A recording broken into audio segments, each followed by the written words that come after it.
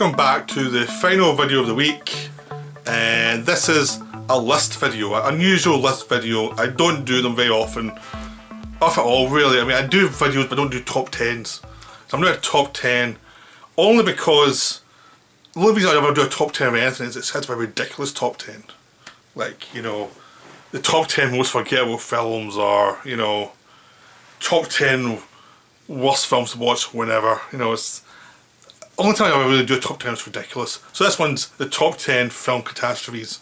These are films that are awful, or very, very, very eccentric, or they were all utter disasters on release. They're all films which I have a soft spot for. So that's why I'm doing it. It's a film video to embarrass me. There are some honourable mentions I'm going to start with, right? These are some films that are, they've got some love now, or they didn't quite make the list. Some didn't make the list and some have love now. So there's certain films like 13th Warrior and Speed Racer that were massive bombs when they came out. I've done videos on both of them.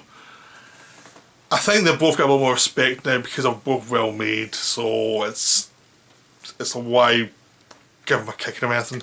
There's some stuff, I love those films, so I'm not going to do anything. But I think people get respect for them now. It's like they get them now. There are other films like Helena 2 The Quickening, which should be on the list but didn't make the cut. You know, there's stuff like that. There's also films like Lone Ranger, another one that did not make the cut. It just missed out and no more. Which is a film I adore. Johnny Depp as an Indian, Arnie Hammer.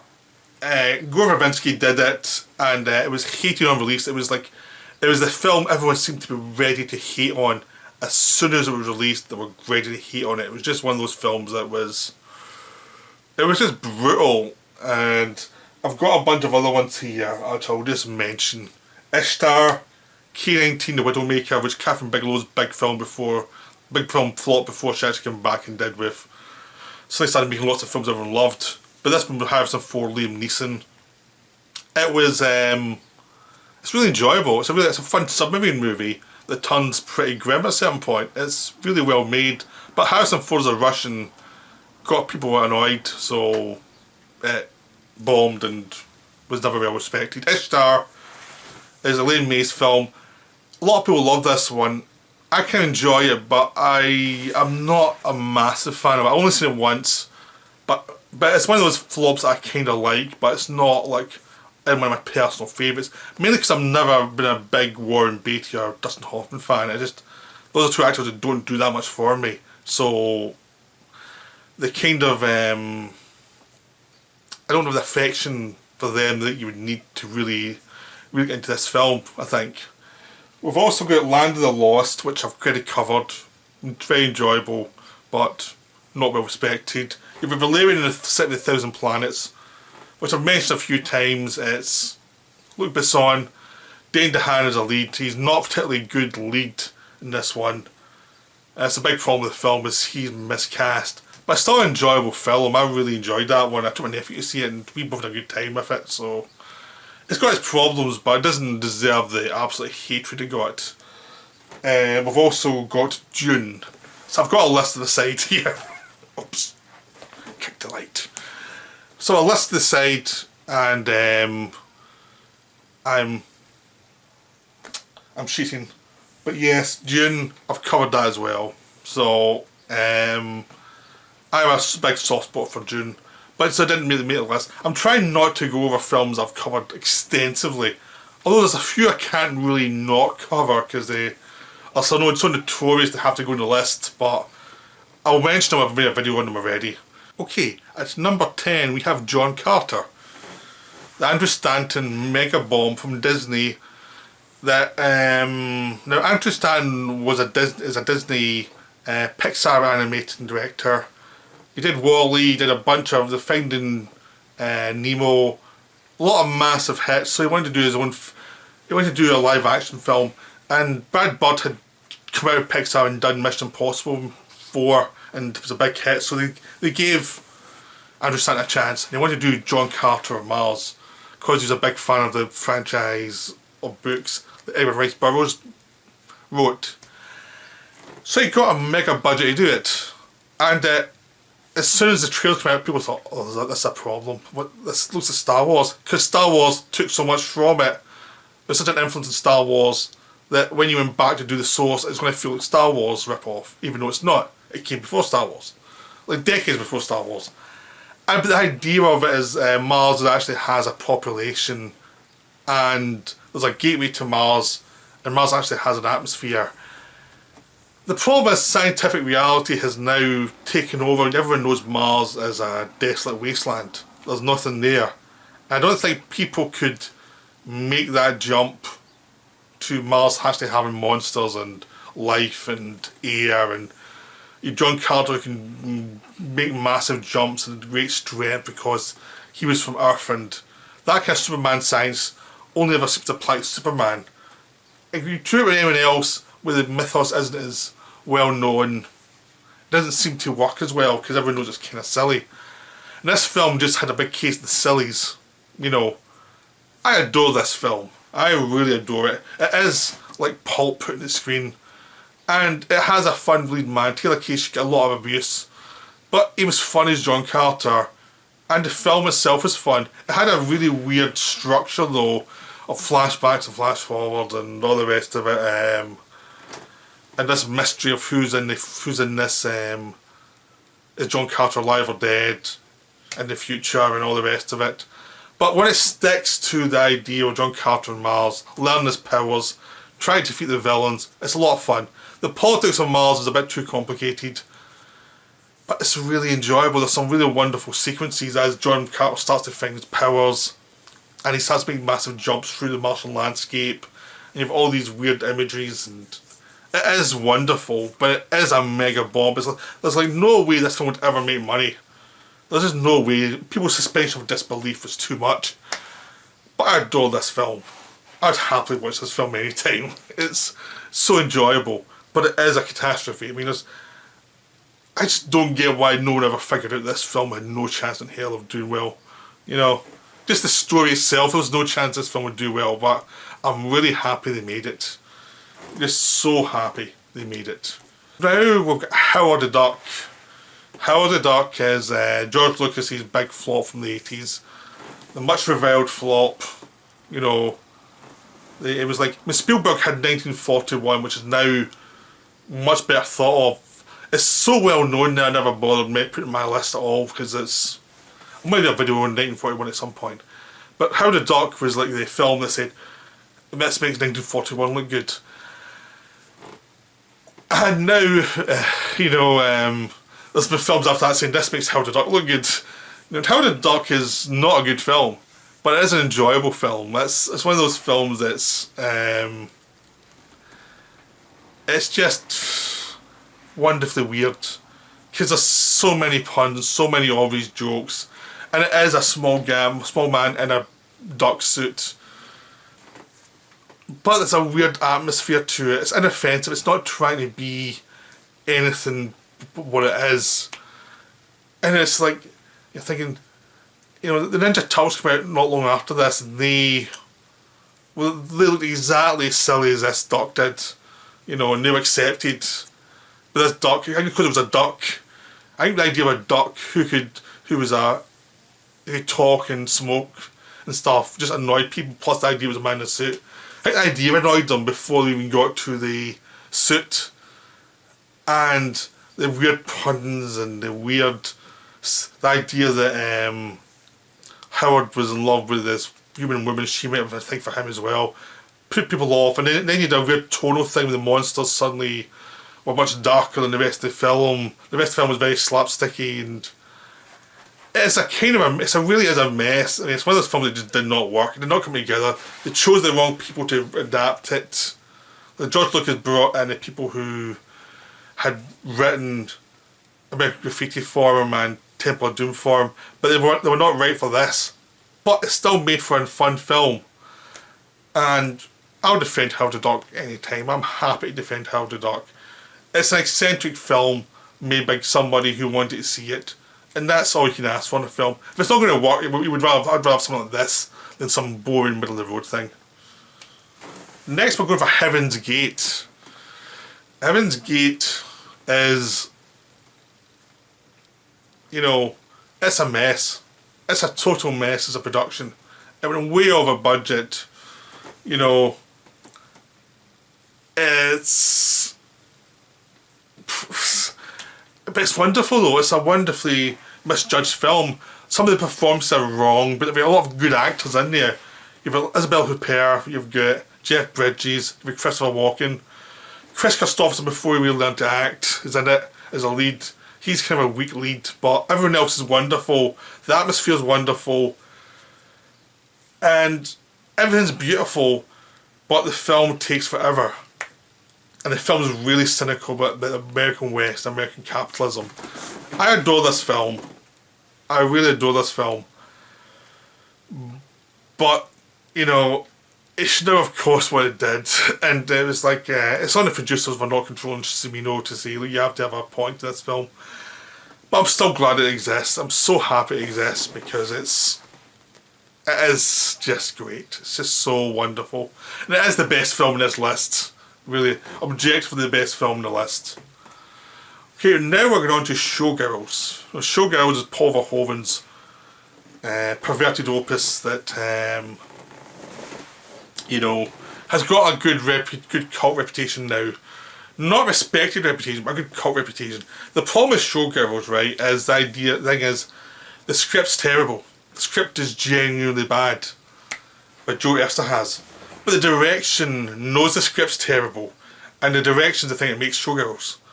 It's like Paul Verhoeven knew exactly what film he was making. He was making a exploitation movie about the depravity of the American dream, and the depravity of Las Vegas was a metaphor for the depraved American dream of try and make it in America whatever way you can. Usually means backstabbing, whining, you know, lying to people, watching people get screwed over all around you, screwed people over, you know, and the lead actress, the lead performance is way over the top and really strange. But intentionally so, I think. I think Verhoeven knew exactly what he was doing because they did the same thing with the kids in Starship Troopers just after this. The idea that the lead performance is the parody. And the whole idea you're meant to invest in this lead person who's actually a terrible person. The way a lot of films in the 80s where you try and invest in these people who had aspirations, but they were actually terrible people with terrible aspirations, and why are you following them? In this film it brings it all out by putting in Las Vegas, having lots of nudity and sex, and as Paul Verhoeven says, if you watch this film you'll probably never want to have sex again because it's so cynical about it. And it is a kind of just a nasty look at the American dream, and just a nasty look at the way the world can be. And that's why it's on my list, you know. But yeah, the script is terrible. But, you know, that's part of the fun of Showgirls. Now next we have Robert Altman's Popeye. Popeye was a massive bomb in the early 80s. It was a joint collaboration with Disney and Paramount. Robert Evans produced it. Robert Altman directed it. Starred Robin Williams. It was a disaster. It's also wonderful. It's a deeply wonderful film, but it is completely weird. You know, Popeye's Robin Williams with all these things stuck to his arm to show muscles. You can't hear what he's saying. You have Shelley Duvall as Olive Oil. You have all these really eccentric actors in the background, and there's not much of a plot. It's just an atmosphere thing about Popeye in this town, and there's song and dance routines, and there's not much of a plot. It's just enjoying sitting with these weird characters for 2 hours. That's all it is. And that's what I like about it. It's just weird and wonderful and very Altman-esque, because it's not that interesting plot, it's more interesting this weird atmosphere that's hard to decipher and hard to describe, but it's kind of there. It's just wonderful. And it deserves a whole video, to be honest. But I need to rewatch it to do a whole video on it. But it is wonderfully weird. It's just a strange film that just delivers something that you won't see anytime soon. It's just an eccentric, weird film by a guy who wanted to see this film made. You know, and you have Bluto as well. You have all these things going on, but if you asked you after you've seen the film what happened in the film, what it was about, you'd be like, I don't know. It was fun. It was things happened, kind of happened, I don't know. But that's what's wonderful about it. It's so, that's the thing about these films, but they've always got their own reasons for why they're kind of wonderful disasters and wonderful catastrophes. There's something about them that's just unique, that you could never make up, that it had to be... there's a comment made by Bonfire Advantage, which is not in the list, by the way, but you have to be a genius to make a film this bad, meaning that a hack would never go this far wrong. Only a crazy person would go this far wrong, but so focused on what they wanted to see that they wouldn't work out that no one else wanted to see this film. That's what these films are. That's why I love them. So there we go. That's, you know, that's Popeye. Speaking of plotless, let's go to Batman and Robin. Now, Batman and Robin was a cause celebre of comic book films for a very long time, from the 90s till the Chris Nolan films came out, and it was like, oh, Batman saved. Batman never needed to be saved. Batman had the animated stuff. Batman had the comics. Batman had already a lot of good stuff and was always self-evolving. It had a speed bump with Batman and Robin, but Batman and Robin is plotless, you know, is way too long, has some of the worst jokes imaginable, but is uniquely made by Joel Schumacher. It's like, you can tell it's a Joel Schumacher film from the off. All his weird obsessions with backsides and men as statues throughout the city, and weird jokes that don't quite land, and over-explain everything so you think everyone's a moron, mixed with that certain joy of this excessive campiness. It's kind of weirdly wonderful and weirdly terrible at the same time, and that's what I quite like about it. I saw this film twice in the cinema. I couldn't believe it the first time I saw it, so I had to go back and see it again just to see, did I see what I thought I saw? And for a while I wouldn't have ever admitted that one. But because it is weird, it's a weird film. But I would say it's still one of George Clooney's most distinctive films, because in the last 50 years he hasn't made anything as interesting as Batman and Robin, or anything as unique as this. This is a disaster for the ages. You know, this is a, do not do this, a comic book, but it's still deeply, wonderfully awful, and it's memorable. I mean, it's really memorable. Like, I still want to watch this film again, even though I know it's terrible. But it's just weird and wonderful, and it's, yeah, it is terrible, but there is something obsessively odd about it. You know, it doesn't have that kind of intellectual thing of like Heaven's Gate, you know, or the weirdness of Popeye or Showgirls, but the director has a vision that's really odd. There's no vision here, it's just a director giving into all his worst instincts and all his... Anything he thinks, I want to see that, I'll put it in. And you've got Alicia Silverstone utterly lost his Batgirl, having nothing to do throughout the film. It's just wonderfully awful. You know. And it has, like, the most annoying Batman. George Clooney is very annoying, very smug as Batman. But that's what makes the film in a weird way, because he can... It's pure Clooney smugness at its worst. And he's an actor who can be pretty smug at times, so it's quite enjoyable to watch him go full smug in this one. And then be in an absurd film at the same time. So, really enjoyable in its own way. Now we're going on to Cats. Cats is... this one's for Dion Wynn, who loves cats. He'll appreciate this. I've already done a video on Cats, so I'm not going to go too far into Cats just now, because I've already done a video, but Cats is... I'm liking Cats the more and more I think about it. Cats has got a weird atmosphere. Cats is just strange. It doesn't really work, but that's why it works. It's that kind of film. There is a what the hell were they thinking about Cats? And you've got Judi Dench being a complete fool of herself in it. And you've got some actors who cannot sing and dance doing it, like James Corden and Rebel Wilson, who are just bizarre watching them be terrible. But then everyone is giving it a ball. Everyone seems to be into it, trying their best. And it's a completely misjudged film. And the costumes don't quite work. But they do work in their own way. It's their own weird fantasy world that kind of works. Mainly because it's going off the rails so much that it's a weird atmosphere that you can't ever recreate. There's something weirdly interesting about it, even though objectively it's a bit of a train wreck. But I'm a connoisseur of train wrecks. I love train wrecks. So this one is like, mwah. And I'm still going to work. I'm still working out cats in my head a little bit compared to some of the other ones. It's the newest one in this list. I still haven't quite worked it out, but there is something that really fascinates me with this film, and I'm not quite sure what it is yet, though.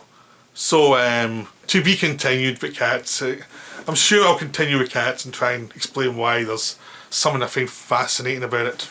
Now we're on to top 3 or bottom 3. Really, it's the top 3. These are the ones I really love. Right, number 3. I'm going to say number 3. I'm going to do a countdown now because I've been a bit vague before. Number 3 is Hudson Hawk. I saw Hudson Hawk in the cinema. I was one of the 5 people who saw it in the cinema. It was a disaster. This one came out and you knew for months this was going to be a disaster. There was always these set problems talked about, and then preview screening disasters. And this is what happens when you give, when you bring in, you're going to make a normal film, then you bring in people who don't make normal films. They brought in Dan Waters to write it, or to rewrite it, and they brought in Michael Lehman to direct it, and they'd done Heathers together, which is a very eccentric, very witty film. So they came in and they made Hudson Hawk with Bruce Willis and Joe Silver, and they made a disaster of a film. This film that cost like $60 million then, which is a fortune then, which was like in the early 90s. This was the top budget level in the early 90s. You know, this was as high as it got. So this is like doing a $200 million film now. And they made an eccentric film. And Daniel Waters said it took him to take what could have been just a bad Bruce Willis film into worst film of our time territory. You know, it took someone like him to do it, to make it, to go eccentric and weird, and have these weird villains and weird moments in the film. Like, it's just really strange. When I first saw it, like, I was really looking forward to it because I heard it was really eccentric and really weird. And it really is eccentric. It's like it's got some characters named after, you know, candy bars. It's got like weird references to video game characters. It's got sing along to the heist sequences where they're singing on a star as they rob a museum. There's later on they're going to save the world and they're singing another song. Even Danny Aiello as the sidekick, the mentor of Bruce Willis's Hudson Hawk character, who's in Hudson Hawk, Bruce Willis and Danny Aiello do not have any much chemistry together, and have a weird relationship that, so that it doesn't become viewed as homoerotic, it becomes weird mixed between homoerotic and homophobic at the same time, and it's a weird element that's there. I think they're trying something that didn't come off. I think with another actor and Danny Aiello part might have come off better. But they're trying stuff, they're throwing everything against the wall. You have David Caruso's a guy who didn't speak, you have James Coburn channeling in like Flint persona as one of the criminal masterminds. You have Richard E. Grant and Sandra Bernard going way over the top. Apparently Richard E. Grant does not like this film at all, which is a shame because it's one of his best performances by a mile. He's way over the top in this film, and it's wonderful to watch because he really goes for it. You know, he should do more of this. You know, less of this Oscar bait shit. He should just go over the top more. And the villains are a hoot in the film. The villains are a lot of fun. And the weirdness of them making it up, because this film went way over budget and they were taking stuff out and rewriting the script as they went. And at a certain point in time, Waters left the film to go and write Batman Returns, another very eccentric film. And so they were making up the director and the stars at that point. And the film goes way off the rails and doesn't entirely make sense. And there's a bit where there's a sequence where there's an exposition because a big action scene gets taken out of the film because it went over budget. And it goes flying all over the place and tries everything you think of. The advantage of that is you never have a clue what the hell's coming next. You never have a clue what kind of joke's coming next. What anything's coming next. It kills a character and then brings them back with the most absurd explanation ever. And because of how weird the film's been till then, you kind of accept it. It's a strange film. I adore it. I just adore it. It's so weird, and it's not a film we'll ever see again. It's what happens when you give a star carte blanche and he gives into his full weirdness, you know, and he enables other people to bring everything to their full weirdness too. And you get this film that's utterly weird and utterly strange and kind of adorable. I really enjoy Hudson Hawk. I'll defend Hudson Hawk to the last. I even owned the soundtrack when it first came out. I'm a big fan. I'm a big defender forever. Number 2 is Psycho remake. Yep, I'm defending Psycho remake. I don't care. I have no qualms about defending this. I adore Psycho remake. I've done a video on Psycho remake which will explain the whole thing. But Psycho remake I think is so good because it annoys Hitchcock fans. And I hate Hitchcock fans because they're so smug. And they deserve Psycho remake. So screw them, they deserve this. But also as a film, I like the idea of it's about remaking a film and how you can't remake a film. That's the whole point of Psycho remake is, even if you do the exact same film, the idea of having time going on, having a different culture, having different actors, having a different director, even if those doing shot by shot, means that they'll use different lenses, they'll use different lighting, everything will be different, everything will feel different. And this is a film that Gus Van Sant was almost like he was pegged as to be the guy who was going to make he made Group Hunting, so he was going to peg he would make these sensitive melodramas, and this is him like saying, ah, fuck this, I'm not doing that. And he did this film. It's always about how lethargic life can be, how meaningless it is, all within this melodramatic thing. This was what would go, the mood of this film went to Elephant, and went to Jerry, and went to all these other films. And that's another reason why I love this film, because when I watched it in the cinema, I felt, oh, this feels weird as a film.